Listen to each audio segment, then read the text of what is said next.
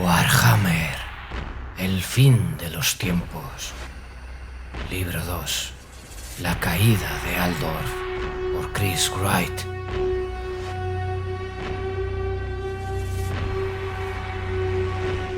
Capítulo 8. Leoncor cabalgaba con el viento cortante fustigándole la cara. Ya llevaba la espada embadurnada de sangre, pues no había incursión en las afueras de Curón en que no se produjera un encuentro con la escoria de la corrupción de Malobaud. El territorio aún estaba infestado de brujería, impregnando el suelo y tan negra como el aceite. Delante de él, en el norte, tenía una extensión de campos yermos, y a su derecha se alzaba una arboleda rala, invadida de zarzas, y que despedía el olor a humedad propio de la putrefacción. El terreno descendía abruptamente donde los árboles se hacinaban, y continuaba en declive hasta el río Girón, cuyo sinuoso curso se perdía en dirección a la costa. Leoncor se inclinó sobre la silla para otear el paisaje que se extendía ante él. Su presa no debía andar lejos. Y entonces la vio. Una desigual multitud de túnicas que se dispersaba enloquecidamente para ponerse a cubierto entre los árboles. Leoncor reconoció el largo sombrero puntiagudo y los mechones de una desgreñada barba rojiza. Espoleó al caballo para ponerlo al galope, con la esperanza de atrapar al brujo antes de que se desvaneciera en la penumbra del bosque. Los hechiceros de medio pelo como aquel eran unos nigromantes de pacotilla y unos charlatanes que vendían maldiciones, pero en los tiempos que corrían, incluso sus ridículas fechorías eran motivo de preocupación. El brujo corría a una velocidad endiablada, consciente del peligro que corría. Estuvo a punto de trastabillarse y precipitarse por la pendiente hasta los árboles de abajo. Estaba a punto de ponerse a salvo. Leoncor volvió a espolear su montura, que galopaba levantando terrones de barro del suelo directamente hacia el bosque, y enarboló la espada en preparación para el atroz tajo que decapitaría al brujo. Pero justo en el último momento, el hombre se lanzó a un lado, como alertado por una premonición, y se escabulló al amparo de las primeras ramas nudosas. Leoncor no se lo pensó dos veces. Encogió el cuerpo y se adentró en el bosque en persecución de su presa, sin prestar la menor atención a las ramas que le fustigaban la cara y los brazos. «¡Entrégate!», bramó, enfurecido por la oportunidad perdida. Aún veía la cabeza del brujo delante de él, deslizándose con desesperación entre los troncos de los árboles con la corteza negra y resbalando por el pringoso lecho de hojas secas. El bosque no tardaría en tornarse demasiado espeso para la persecución, y el caballo no supondría ventaja alguna. Leoncor clavó brutalmente las espuelas en los flancos de su montura para el arreón final, y el caballo salió disparado a través del terreno cada vez más tupido. En el preciso momento en el que el brujo se cobijaba detrás de una cortina de zarzas llenas de espinas, la espada de Leoncor descendió vertiginosamente, desgarró la capa negra de la víctima y hendió los huesos que había debajo. El brujo chilló, cayó desplomado y se retorció en el suelo. Leoncor tiró con fuerza de las riendas de su corcel y lo espoleó para que diera media vuelta y regresara junto al desgraciado herido. El brujo trató de levantarse para ponerse a salvo, pero era demasiado tarde, y Leoncor lo arrolló con su caballo y aplastó su cuerpo ensangrentado contra el suelo. Cesaron los alaridos. Leoncor detuvo el caballo y trató de tranquilizar al enrabetado corcel. Desmontó y se encaminó hacia los restos del brujo. Los contempló con desdén. El hombre solo era otro estafador más de tantos, salidos de alguna población caída en desgracia, que creía poseer poderes. Tal vez habría sido mejor utilizarlo para dar ejemplo y extraerle las entrañas lentamente en frente de una multitud de campesinos. Matándolo en el bosque había perdido la oportunidad de utilizarlo para enseñar una lección. Leoncor hundió la espada en el cadáver despatarrado para asegurarse de que estaba muerto y cuando volvió a extraerla reparó con asco en las manchas que recorrían el acero. Se sintió sucio. No era propio de alguien de su posición dedicarse a liquidar chusma como aquella. Necesitaba una empresa más elevada, algo más distinguido, más acorde con la posición que había ocupado en el pasado. Delante de Leoncoeur, las aguas del Girón se agitaban en una profunda ensenada, cuya orilla estaba densamente poblada de árboles y de enredaderas. Las hojas parecían enfermas y brillaban como si la putrefacción hubiera penetrado hasta en la salvia. Leoncoeur dejó atado el caballo y se abrió paso por la vegetación hasta la orilla. Se deslizó por el suelo embarrado, se arrodilló junto al agua y hundió la espada en la corriente turbia. Con la ayuda de unos manojos de hierba limpió minuciosa y pacientemente la sangre de la hoja. Su espada era su vida. Así había sido desde que era un muchacho inexperto con más valor que sesos.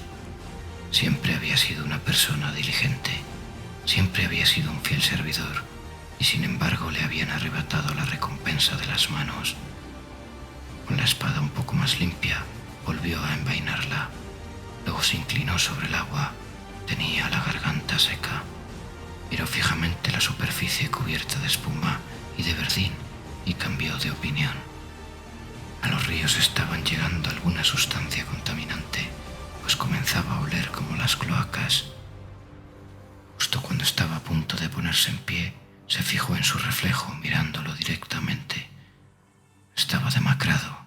La traición de Malevaud y la pérdida de lo que le pertenecía legítimamente en favor de Gilles el Bretón habían pasado factura a su noble rostro. Pero entonces, cuando lo miró más detenidamente, se dio cuenta de que no era su reflejo lo que estaba viendo. Era imposible que hubiera perdido tanto peso. Los cabellos dorados eran demasiado largos y la cara demasiado fina. «Mi dama», dijo entre dientes, dejándose caer sobre las rodillas. Las aguas se agitaron y burbujearon brevemente. Luego se abrieron. Una figura emergió del río, liviana y traslúcida. Llevaba puesto un vestido de color esmeralda que flotaba en torno a ella. Tenía un rostro en el que era imposible fijar la mirada, pues poseía una cualidad sobrenatural, amenazante, como si estuviera imbuido de magia élfica. Se mantuvo erguida sobre la superficie del río, con los tobillos envueltos en plantas, mirando con expresión benevolente al caballero postrado ante ella. La luz del sol perdió su tono grisáceo y las hojas adquirieron un brillo dorado. A Leoncoeur se le aceleró el corazón y se le encendieron las mejillas. «Corazón de león», dijo en un susurro la dama, con una voz efímera como el viento en los juncos. «Tú fuiste mi favorito, mi paladín». Leoncoeur alzó los ojos hacia ella y la visión de su hermosura sin filtrar le perforó el corazón. «Entonces, ¿por qué, dama?», preguntó. Ella sabía a qué se refería. Su rostro no reflejaba compasión. Nunca lo hacía, pero en sus ojos como esmeraldas había un brillo de comprensión. «Todo está cambiando», respondió dulcemente. «El mundo se transforma rápidamente y los viejos dioses están desapareciendo. Ese reino solo es uno más de muchos otros, corazón de león. No podías quedarte en él eternamente». Leoncoeur hacía un esfuerzo para oírla. La vez anterior que habían hablado, hacía ya tanto tiempo que le parecía un sueño de la infancia. Ella se había mostrado orgullosa y autoritaria, como la reina de una patria invencible. Ahora, sin embargo, hablaba susurrando, como si estuviera enferma, y su voz espectral era tan débil como la de un moribundo. «Mi alma es Bretonia», replicó Leoncoeur, que no entendía qué quería decir la dama. «Lo era. El caballero verde ha venido para reclamar su reino. Siempre le ha pertenecido. Tu destino es otro. Morirás solo, paladín, lejos de tu hogar. Jamás volverás a sentarte en el trono». Las palabras eran duras y le afectaron profundamente. En el fondo nunca había perdido la esperanza de que el bretón solo fuera una aparición enviada por los viles dioses, un espantoso fantasma que sería desenmascarado con el tiempo y dejaría el trono libre para que él volviera a ocuparlo. «No me dijisteis lo mismo en el pasado», dijo, incapaz de disimular el tono de reproche. «Yo nunca miento», dijo la dama. «Te dije que liderarías a tu pueblo a la gloria. Eso continúa formando parte de tu destino, si eres lo suficientemente fuerte para llevarlo a cabo.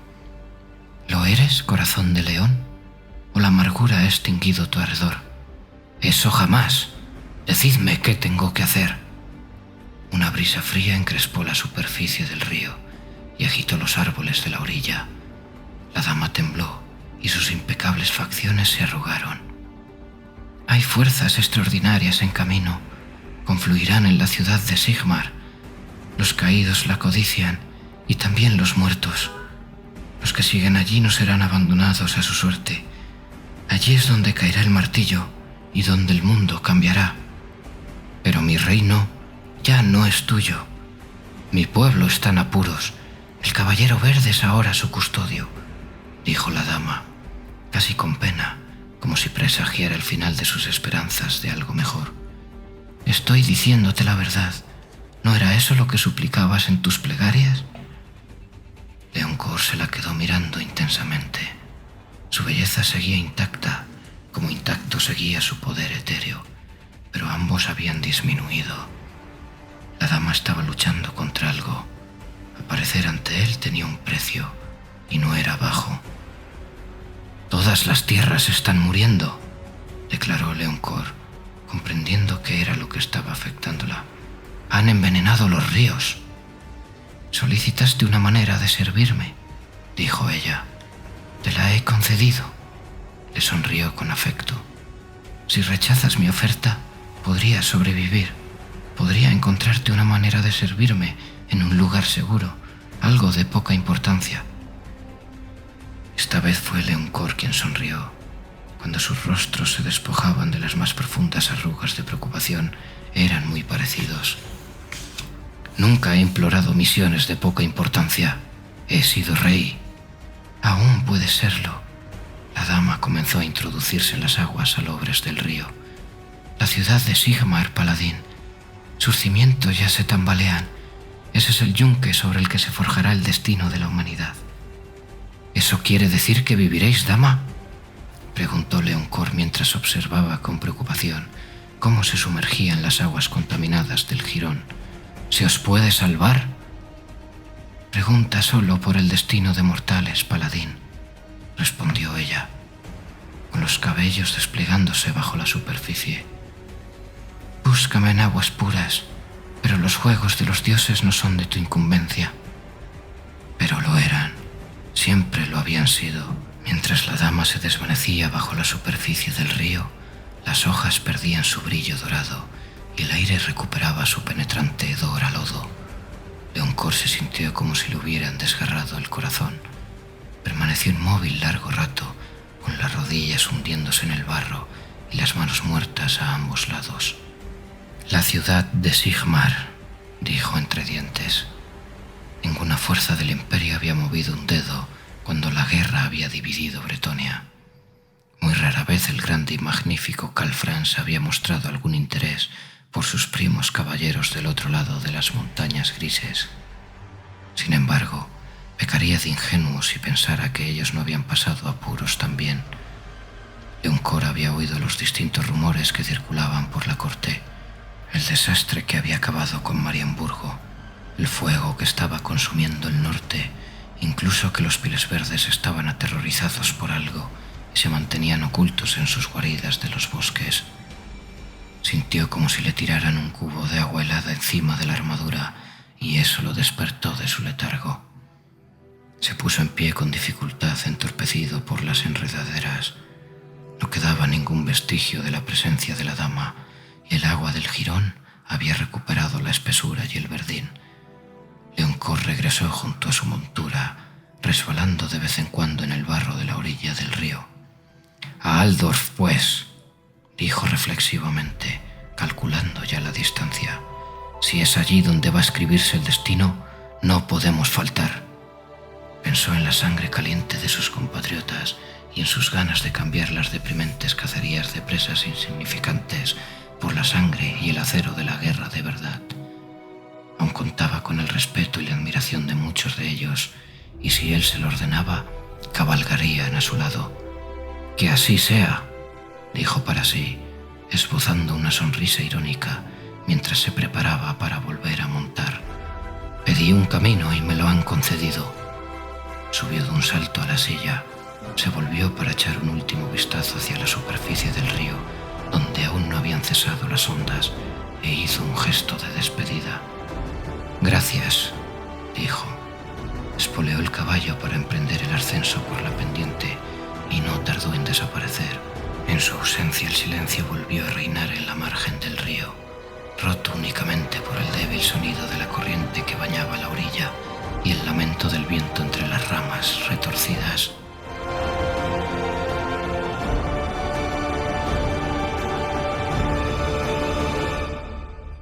La luna de la muerte se alzaba por el cielo de levante, brillando con una mustia luz verdosa. De su compañera sana no había ni rastro. Tal como afirmaban los augurios, pensó Vlad con la mirada alzada al cielo. Una luz espectral bañaba la tierra en torno a él. Morsliev siempre había emitido una luz corrompida, pero ahora su irradiación parecía más pervertida que nunca y tenía un aspecto de bilis. Su cara, llena de cicatrices, estaba hinchada, en presagio de la noche de los misterios. Eso debería haberlo puesto contento. En los viejos tiempos, cuando la luna de la muerte se alzaba en las noches despejadas y funestas, se había regodeado con las visiones que le había proporcionado. Había levantado decenas de no muertos para que marcharan bajo sus estandartes negros, y sus huesos habían relumbrado con el brillo del satélite corrompido. Vlad estaba de pie frente a las ruinas de las puertas del castillo Drakenhof. El viento sacudía su larga capa mientras contemplaba la hueste que había reunido. A pesar de que aún no admitía la comparación con los vastos ejércitos que habían marchado con él hacia el oeste, por ahora no necesitaba más. Las tropas de Silvania, tiritando de frío, formaban en una más que decente versión de los cuadros de infantería imperiales, empequeñecidas por las ruidosas filas de esqueletos y zombis, alguno de ellos desenterrando solo una hora antes por los nigromantes de Vlad. Caballos descarnados desfilaban en silencio por los pasillos abiertos entre los fantasmagóricos regimientos, montados por jinetes cadavéricos, sin el menor atisbo de expresividad en el rostro, que revisaban las filas de la hueste de no muertos. «¿Bastará?», preguntó Vlad. No obtuvo respuesta. No tenía a nadie al lado. En la primera cruzada similar que había emprendido, Isabela había estado junto a él, aconsejándolo, infundiéndole valor. Su ausencia le partía el corazón. En la medida en que tuviera uno, naturalmente, el dolor era real. Lejos de allí, en el este, los rayos de la tormenta mostraron brevemente el contorno de dientes de sierra de la cadena montañosa recortada en el cielo oscuro. Multitudinarias bandadas de cuerpos graznaban mientras se congregaban en preparación para marchar hacia el oeste, al frente de la hueste principal. Vlad contempló cómo se compactaban y se arremolinaban. Aún quedaban muchas horas para el amanecer y podrían recorrer una larga distancia al amparo de la noche. Si bien tenía planeado no interrumpir la marcha durante las horas diurnas, sabía que pasarían apuros bajo el inclemente sol. Los mortales necesitaban comer y descansar, e incluso los muertos requerían una supervisión constante por parte de sus aquelarres encargados de conjuros. Se dirigían al río Styr, conquistarían todas las poblaciones que encontraran en el camino y reclutarían a sus desdichados habitantes para la causa. Puesto que la ley de la muerte ya no era tan estricta, los numerosos camposantos de su provincia maldita le abastecerían rápidamente de más tropas que engrosarían la hueste, de manera que tanto el número de mortales como de muertos aumentaría a cada paso. Una vez que llegaran al río construirían barcazas para descender por las tenebrosas y turbulentas aguas que corrían hacia el oeste. No esperaba encontrar una resistencia seria antes de llegar a la frontera de Reyland. El imperio era como un fruto podrido, intacto por fuera pero corrompido por dentro. Cabía la posibilidad de que la ciudad fortificada de Gurval lo retrasara, pero ya había tomado las primeras medidas para mermar el potencial obstáculo. Detrás le llegaron los aullidos de los Bargeis que sobrevolaban las ruinas. Percibió los movimientos temblorosos de espectros y vio el contorno titilante de espíritus inquietos. Muy pronto, todas estas presencias fantasmagóricas sembrarían el terror en todo el imperio, como había hecho en un pasado remoto. No obstante, esta vez no se proponía obligarlo a arrodillarse ante él, nada más lejos de su intención. Bajó la mirada al pergamino que sostenía enrollado en la mano izquierda, lacrado con un pegote de cera marcado con el sello de los von Karstein. Recordó lo difícil que le había resultado encontrar las palabras adecuadas. Soy consciente de que la enemistad existente entre nuestros pueblos no contribuirá a que se tome en consideración mi propuesta. No obstante, no me cabe duda de que, dadas las circunstancias, no tendréis en cuenta los viejos prejuicios ni los agravios pasados. Estoy seguro de que habréis visto los mismos augurios que yo y sabréis lo que está en juego. Por lo tanto, después de todo, ¿no tengo yo preferencia en la reclamación de este título? ¿O acaso el derecho de conquista no se contempla en estos tiempos de envilecimiento? A pesar de que el escrito no lo convencía, ya no cambió una coma. El detalle de la ley podía negociarse en persona. Ahora lo crucial era llegar a las inmediaciones de la ciudad antes de que fuera sitiada por las huestes del norte. Vlad alzó la vista justo en el momento en que un gigantesco murciélago se abatía desde el tejado del castillo. Su cuerpo era tan grande como el de un lobo y sus correosas alas poseían la envergadura de las de un águila. Los murciélagos, en compacta formación, seguían a su líder en el descenso, hasta que 9 pares de ojos rojos brillaron en la oscuridad de la noche ante él. Vlad envolvió el pergamino con una tela impermeable y lo ató con un cordel. Luego lo tendió hacia el murciélago suspendido frente a él, que lo cogió con sus poderosas fauces.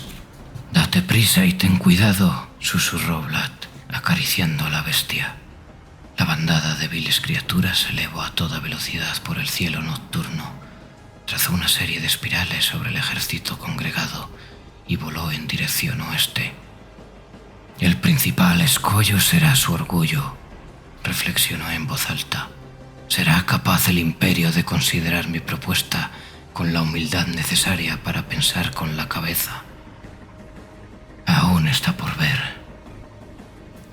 Sonrió para sí y sintió como sus largos colmillos se clavaban en el labio inferior. Todos los hombres cambian, en todos hay un punto de inflexión, solo hay que saber dar con él. ¿No estás de acuerdo conmigo, Jesker? El cazador de brujas salió de la penumbra de las puertas, flanqueado por unos guardias pálidos. Él mismo estaba blanco como la nieve y convertido en un saco de huesos. Ahora la ropa que vestía estando vivo le estaba 2 tallas grandes, y el cinturón con la pistola le colgaba de las caderas, casi de manera cómica. Jesker paseó la mirada por la hueste formada ante él, y luego se miró las manos. Estaba tiritando. «La impresión pasará», dijo Vlad, no sin cierta afabilidad. «Con el tiempo acabarás olvidando el dolor». Jesker lo miró con una expresión que era una mezcla de terror y de odio. No obstante, no hizo la ademán de desenfundar el arma. ¿Cómo es posible?», dijo con la voz ronca y tenue, como una mortaja, muy distinta del vozarrón que había poseído. Vlad suspiró. No le quedaba otra que acostumbrarse al desconcierto de los novatos en la servidumbre de los no muertos, pues iba a convertirse en una constante en el futuro más inmediato. «No necesitas saber eso. Lo único que debes tener claro es que mi voluntad te permite respirar. Lo aceptarás y terminarás por apreciarlo. La capacidad de resistencia que tenías ha desaparecido y ahora eres mi oficial. Vlad miró a Hesker con algo cercano al cariño. El cazador de brujas nunca llegaría a comprender en toda su extensión el honor que le había designado para esa posición. Nombraría más capitanes, pero él siempre estaría por encima de ellos. Dio la impresión de que Hesker quería gritar, arrancarse los sesos y abalanzarse sobre Vlad para estrangularlo, pero naturalmente nada de eso era posible ahora.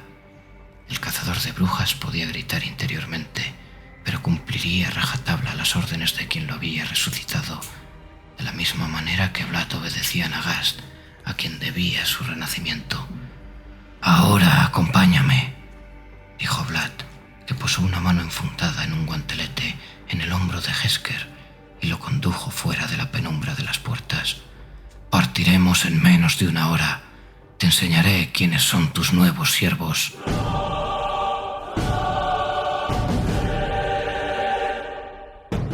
Helvor se despertó con un sobresalto.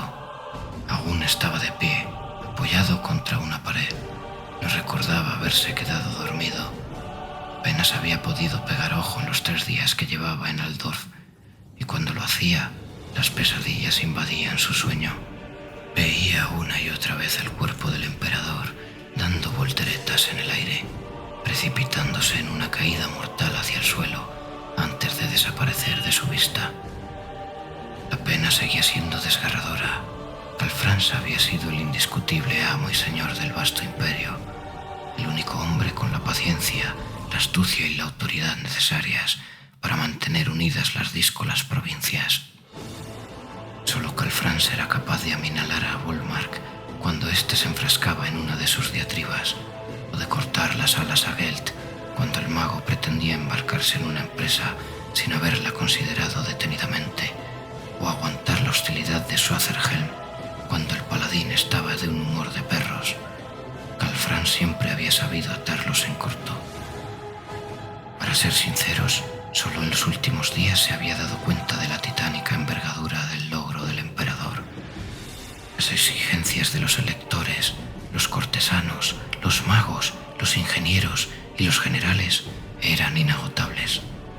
A todas horas le llegaban nuevas peticiones que lo importunaban con asuntos vitales y triviales. De momento había conseguido amedrentar a los 3 electores y se había asegurado la última palabra en el tema de las defensas de la ciudad, pero solo era una cuestión de tiempo que se pusieran a intrigar de nuevo. Tanto Gausser como von Liebwitz veían la crisis actual como una ocasión para medrar, e incluso Hab Andersen olía la oportunidad para sacar algún beneficio de la inestabilidad. Solo el mago Martak parecía comprender la situación desesperada del imperio, pero era poco más que un buhonero en comparación con sus pares de los colegios más elevados, y el personal del palacio que estaba a su servicio lo trataba con desdén. Helvor se separó de la pared y se maldijo por haberse quedado dormido. Aún llevaba puesta la panoplia para ceremonias, exhibía permanentemente los símbolos del imperio para recordar a la población, y lo cierto era que también lo hacía para recordárselo a sí mismo, que él era el último vínculo con el pasado. De todos los grandes héroes del imperio, Gelt, Volmark, Swacerhelm y Hus, solo quedaba él, aislado y alejado de los bramados ejércitos del norte. No había manera de averiguar si había sobrevivido alguno de ellos, y la sola idea de plantearse preparar una defensa consistente sin ellos resultaba disparatada y desalentadora. Helvor pestañeó con insistencia. Esperaba que nadie lo hubiera visto dormido. El pasillo donde se encontraba, un pasadizo de piedra con antorchas a lo largo de las paredes, estaba vacío. A través de las estrechas ventanas vio que ya casi había oscurecido. El frío de la noche estaba filtrándose a través del granito. Durante unos instantes no recordó qué hacía allí, pero entonces cayó. Inspección de la puerta norte con Zintler. Había llegado hasta la ciudadela fortificada que se levantaba sobre la torre de entrada. Debía de haberse detenido un momento. Sacudió el cuerpo. Todavía se sentía atontado por la falta de descanso. Se dirigió rápidamente hacia la planta del parapeto que se encontraba arriba. Subió 2 tramos de escalera de caracol, enfiló a trancos por una larga galería para arqueros y salió al exterior. Zindler estaba esperándole en la azotea abierta de la torre de entrada, que consistía en un amplio espacio cercado por almenas que le llegaban a la altura del hombro. En el centro se erguía una enorme asta de bandera en la que ondeaba el estandarte del imperio. Cuando pasó junto a él, Helvor advirtió el olor a esporas de moho de la tela. Incluso aquí, pensó con acritud. Zindler lo recibió con el saludo militar, sin dar la menor muestra de llevar un rato esperando. «¿Cómo está la situación?», preguntó Helvor cuando se reunió con él en el extremo norte de la azotea. «La plaga ha llegado a la ciudad», respondió Zindler. «Apenas 2/3 partes de los hombres capaces de empuñar una espada pueden levantarla, y va a peor». Helvor asintió con gravedad. Desde todos los rincones de Altdorf llegaban informes similares. A pesar de la estrecha vigilancia que se había puesto en los suministros de agua, algo estaba infectando los barrios pobres y se propagaba por las guarniciones. El aire mismo apestaba y se percibía un olor amargo cuando soplaba el viento. «¿Y las murallas?», preguntó Helvor, asomándose por el borde para examinarlas con sus propios ojos. La puerta norte se había reforzado y ampliado a lo largo de los siglos, y ahora era una mole de piedra ennegrecida por los elementos, coronada por puestos de artillería y gárgolas doradas, con figuras de grifos y de leones rugientes. Baluartes y puestos de tiro se acumulaban apretadamente en una serie de ingeniosos nichos con forma de embudo. Para cuando el enemigo consiguiera acercarse a la puerta propiamente dicha, ya habría sido acribillado por la artillería y la magia, bañado en aceite hirviendo y apedreado con escombros, y finalmente arrollado por compañías de hombres salidos de postigos ocultos, repartidos a lo largo del pasillo de acceso. Al menos así había sido en el pasado, cuando había más soldados en los ejércitos del imperio que granos de arena en las grisáceas playas de Norland. Ahora Helvor dudaba que hubiera hombres suficientes para ocupar algo más que la mitad de las posiciones defensivas que se debían cubrir. «Las murallas están desmoronándose», dijo Zindler con resignación. Tendió una mano hacia la parte superior de una almena y arrancó una sección de mortero de la junta entre los 2 bloques de piedra. El conglomerado se hizo trizas entre sus dedos. El olor a podrido volvió a saltar la nariz de Helvor. «No puede estar desmoronándose», masculló Helvor. «Es granito de los picos del fin del mundo». «La putrefacción, señor», dijo Zindler, como si eso lo explicara todo. Ya se hablaba de la putrefacción en las calles de la ciudad, la plaga que parecía estar propagándose por todas las cosas, agriando la leche, estropeando los alimentos e infectando a los seres vivos. «Ya estoy harto», espetó Helvor. «Traiga al ingeniero jefe, se ponga a apuntalar los cimientos. Las puertas tienen que aguantar». «El ingeniero jefe de sangre de hierro ya está ocupado con...» «¡Tráigalo!», lo interrumpió Helvor. «Me importa un comino en qué tonterías esté perdiendo el tiempo. Las puertas tienen que aguantar». El reprendido Zindler hizo una reverencia. Como todo el mundo, el capitán de la Reichswehr tenía las ojeras propias del aguantamiento, y Helvor se preguntó cuánto tiempo llevaría sin dormir él también.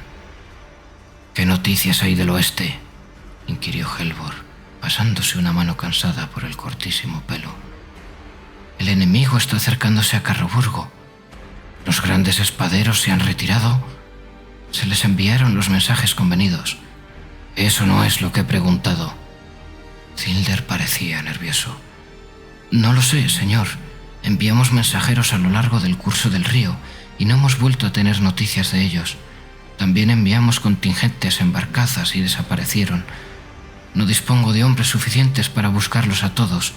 Hacemos lo que podemos, pero...» «Ya lo sé», gruñó Helvor, que no quería seguir oyendo excusas. Zindler estaba haciéndolo lo mejor que podía, pero el inabarcable volumen de trabajo estaba sobrepasando a todos. Carroburgo albergaba algunos de los mejores regimientos de Reichland. Si se conseguía traerlos de vuelta sanos y salvos, Aldous parecería mucho más segura. En cambio, si decidían enzarzarse en una última batalla desesperada en la ciudad del oeste, las cosas se pondrían más feas de la que ya estaban. No se puede hacer más. Una punzada de dolor encendió las mejillas de Helvor. Las garras del demonio se habían hundido profundamente en su cara, y aunque la herida se había cerrado, lo cierto era que nunca había terminado de curarse. Helvor era consciente del aspecto que le confería y sentía la acción del veneno debajo de la costra. También sabía que no había sanador capaz de salvarlo. «Es mi penitencia», pensó con amargura, «por fallar a mi señor». «Puedo volver a intentarlo», dijo Thilder con azoramiento. «Ya es tarde», farfulló Helvor, maldiciendo la suerte que parecería estar siempre en su contra. «Si vienen, los recibiremos con los brazos abiertos. Por el momento ocupémonos de las murallas. Organice los preparativos para comenzar las reparaciones de la puerta de entrada esta misma noche y tráigame los informes de los centinelas. Tenemos que encontrar agua limpia en algún sitio y me niego a creer que todos los pozos estén contaminados». Thilder se despidió de él con un vehemente saludo militar y cruzó el patio en dirección a la escalera. Helvor se lo quedó mirando mientras se alejaba y se fijó en el contorno de sus hombros caídos. «Karl Franz habría sabido tratarlo mejor», se dijo. «Habría sabido cómo tratar a todos mejor». Helvor, malhumorado, se acercó cojeando al borde del parapeto y dirigió la vista al norte. A la tenue luz del anochecer, el bosque tenía el aspecto de una vasta y pringosa mancha de brea. El follaje se había acercado más de lo deseable a las murallas. Todo parecía estar creciendo a un ritmo acelerado, y los nuevos brotes de la vegetación se expandían más rápidamente de lo que era humanamente posible cortarlos. Por encima del contorno irregular de las copas de los abetos, la virulenta forma esférica de Morrslief brillaba baja en el cielo, con una luz de un color amarillo verdoso. Cuanto más fijaba Helvor la vista en ella, más intenso era el dolor que sentía en la mejilla. A su espalda comenzaron a brillar los débiles destellos de los faroles que se iban encendiendo de uno en uno, mientras los ciudadanos entonaban el coro nocturno de protección contra los terrores de la noche. No tardarían en emprenderse hogueras en todas las intersecciones de calles y a redoblarse las patrullas. Pese a las medidas, la desaparición de ciudadanos no había cesado, ni tampoco lo había hecho la propagación de la epidemia, ni las incontrolables pesadillas que despertaban gritando a niños y adultos en sus lechos empapados de sudor. Al otro lado de las murallas, las hordas del fin de los tiempos avanzaban inexorablemente, quemando y matando todo lo que encontraban en su camino, con solo un objetivo en la cabeza. «No acabaréis conmigo», dijo entre dientes Helvor, sacando fuerzas de flaqueza y consciente de la inconmensurable labor que aún tenía por delante. «No nos retiraremos, os recibiremos con las espadas y los corazones intactos, pues somos hombres y no habéis conseguido exterminarnos en los 3000 años que lleváis intentándolo». Cerró las manos enfundadas en guanteletes y apretó los puños mientras hablaba. Estaba en el punto más alto de la puerta norte, con la ciudad entera a su espalda. Maldijo la oscuridad. En la oscuridad creciente del anochecer no se produjo cambio alguno. Los árboles susurraron en la distancia, como si sus ramas fueran manos avariciosas empuñando armas. Los inquietantes cantos de las aves nocturnas sonaron en la penumbra, y las despreocupadas estrellas comenzaron a titilar en el cielo, como habían hecho desde los albores del mundo. Helvor, moviendo el cuerpo lentamente y arrastrando el peso de la extenuación, dio la espalda al paisaje y volvió renqueando al interior de la torre de la entrada. Sus tareas nocturnas no habían hecho más que empezar.